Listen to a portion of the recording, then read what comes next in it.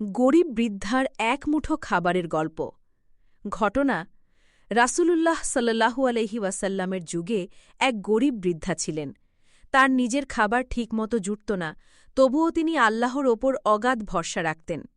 একদিন তিনি সামান্য কিছু খেজুর আর রুটি নিজের জন্য রেখেছিলেন। ঠিক তখনই একজন ভিক্ষুক এসে বলল, আল্লাহর নামে আমাকে কিছু দাও। বৃদ্ধা থেমে রইলেন না। তিনি তার খাবার থেকে অর্ধেক সেই ভিক্ষুককে দিয়ে দিলেন।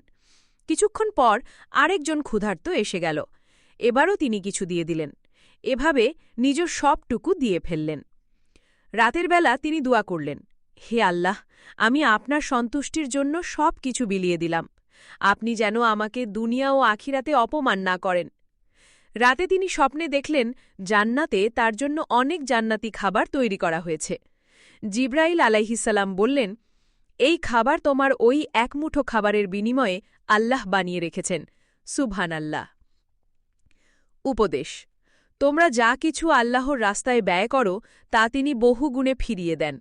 সূরা বাকারা 2:261।